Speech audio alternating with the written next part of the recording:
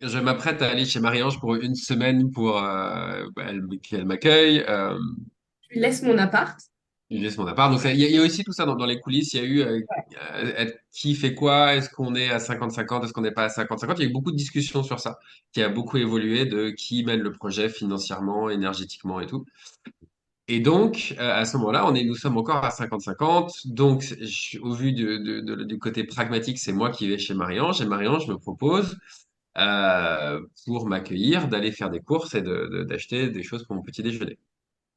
Je lui dévoile la formule de mon petit déjeuner, qui est un burrito avec de l'avocat, du coriandre, du basilic. Je mets des pignons de pain, un peu d'huile d'olive, de la sauce soja.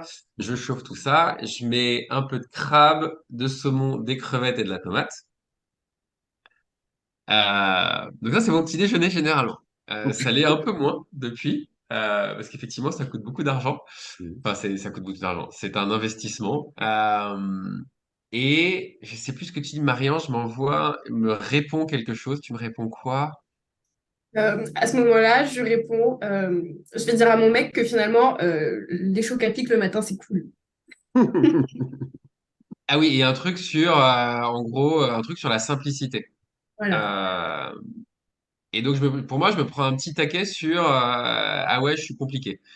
Euh, Et je lui dis, écoute, je sens qu'il y a un autre truc que tu me dis pas et ça me met en colère parce que je sens qu'il y a un implicite dans ce que tu es en train de me dire et je pige pas. Est-ce que je suis chiant? Est-ce que je suis compliqué? Est-ce que ça te saoule? Enfin, genre, parce qu'en gros, c'est, ah oui, voilà, mon mec est plus simple et j'aime la simplicité et toi, t'es compliqué. Je le vis pas bien sur le moment, je lui en parle. Marie-Ange me prend le temps et me répond quelque chose qui m'a désarçonné parce que je m'attendais pas du tout à ça, parce qu'on était parti sur le sujet de la simplicité et de la complexité autour d'un petit déjeuner. Et Marie-Ange me répond, Moi, ça, à ce moment-là, ça faisait un an que je bossais avec lui et ça fait un an que dans tous ses contenus, il dit que ça va, je suis pas trop un homme blanc privilégié non plus. Et en gros, que c'est un petit déjeuner complexe et onéreux. Et c'est pour ça que je lui fais cette remarque-là. Mais lui, il a compris que c'était plutôt. En gros, je disais qu'il faisait des chichis et que c'était trop, quoi. et Ça donc, te- alors pour elle, c'était un petit déjeuner d'homme blanc privilégié. Et moi, c'est pas forcément sur ça que je viens titiller. C'est plus sur le côté cis, hétéro, et même le mot privilège qui, moi, aujourd'hui, n'a plus du tout la même signification que quand j'ai enregistré le podcast. Je pense que s'il y a un des termes sur lesquels j'ai plus évolué depuis, c'est sur ce terme-là. Qui pour moi n'a plus du tout la même signification dans ma bouche aujourd'hui qu'il y a un an. D'accord. Ok. Voilà, l'anecdote sur Donc, le du petit déjeuner. coup, vous avez modifié la formule de votre petit déjeuner, c'est bien cela? Non. Pendant cette semaine-là, non, Marie-Ange a été un ange. Marie-Ange a été un ange. Et j'allais faire les bonnes à Marie. Marie-Ange, l'ange est bonne à Marie. Euh,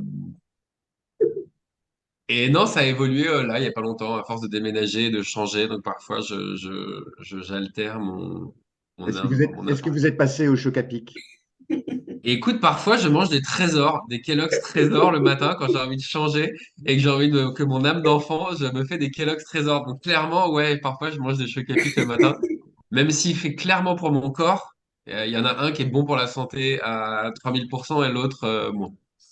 D'accord. Ok. Et toi, Marie-Ange, vous avez une petite histoire à nous relater aussi?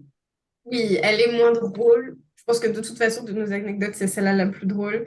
On avait Noémie Delattre comme invitée et elle est engagée de façon publique et elle est même militante, ce qui est génial. Mais moi, j'étais ultra impressionnée à l'idée de l'accueillir sur le podcast et j'avais l'impression de ne pas avoir, c'est un puits de connaissances et j'avais l'impression de ne pas avoir les connaissances et du coup de ne pas pouvoir poser des questions pertinentes.